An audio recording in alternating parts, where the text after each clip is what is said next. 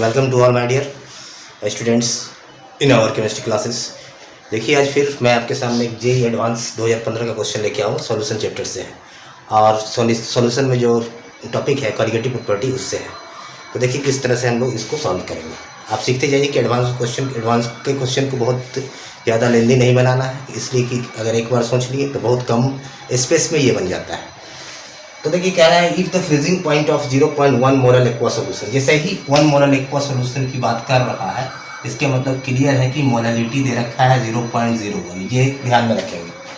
Of cobalt third chloride, जहाँ जहाँ हम अंडरलाइन करेंगे उस पॉइंट्स पे ध्यान देंगे। Cobalt third chloride ammonia complex, कोई एमोनिया का कॉम्प्लेक्स है, ठीक है। अब कोबाल्ट है, इस तरह से कोई कॉम्प्लेक्स है, इस प्रकार से कोई भी कॉम्प्लेक्स होगा सपोज, तो विच बिहेव एट स्ट्रॉन्ग इलेक्ट्रोलाइट्स। तो इस क्या कह रहा है, ये स्ट्रॉन्ग इलेक्ट्रोलाइट की जैसा बिहेव कर रहा है।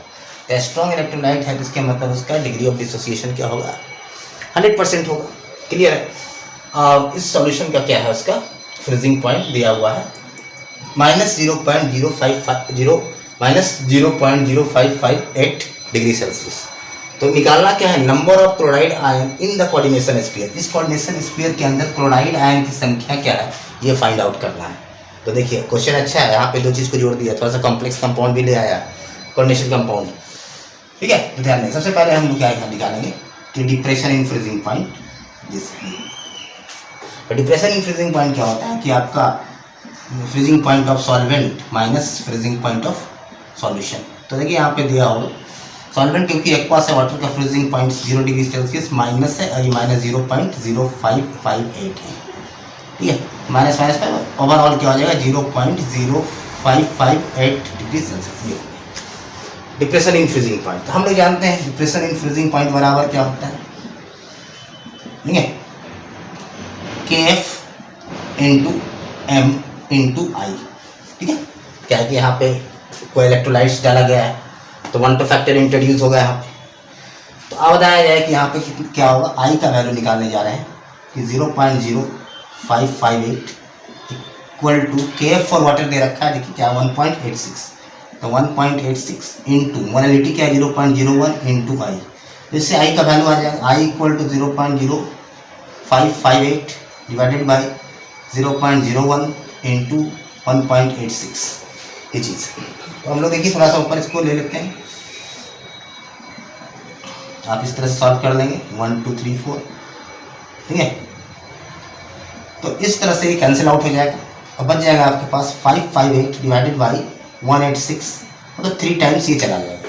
तो 1 टू फैक्टर जो आ गया I का वैल्यू क्या हो गया आपका 3 हो गया, बस यहाँ पे ये ध्यान रखिएगा। अब 1 टू फैक्टर I का 3 आया है। अब इसी के जरिए हम लोग कोशिश करेंगे कि क्लोराइड आयन की संख्या क्या है इसको निकालने की, जरा ध्यान देंगे।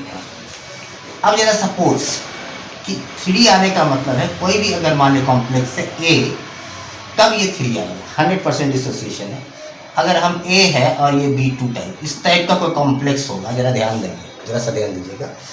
इस प्रकार का जो कॉम्प्लेक्स होगा तब इसको तोड़ेंगे किस तरह से, A का 2+ और 2B माइनस, तब देखिए क्या आ जाएगा I का वैल्यू 100% डिसोसिएशन, 2 मोलिए और 1 मोलिए 3 आ जाएगा। इसके मतलब एक कोई भी कॉम्प्लेक्स जो होगा इस प्रकार से होगा। तो वो कॉम्प्लेक्स क्या है ध्यान देंगे, कोबाल्ट का थर्ड क्लोराइड है, कोबाल्ट का यहाँ लिखा हुआ है थर्ड क्लोराइड है और एमोनिया का कॉम्प्लेक्स, एमोनिया रहने दीजिए, आपको पता नहीं कितना है, ठीक है। कोबाल्ट थर्ड का क्लोराइड, कोबाल्ट थर्ड कब आएगा, क्योंकि एमोनिया पे तो चार्ज 0 है, जो भी ऑक्सीडेशन स्टेट आ रहा है ओनली एंड ओनली क्लोरीन की वजह से आ रहा है।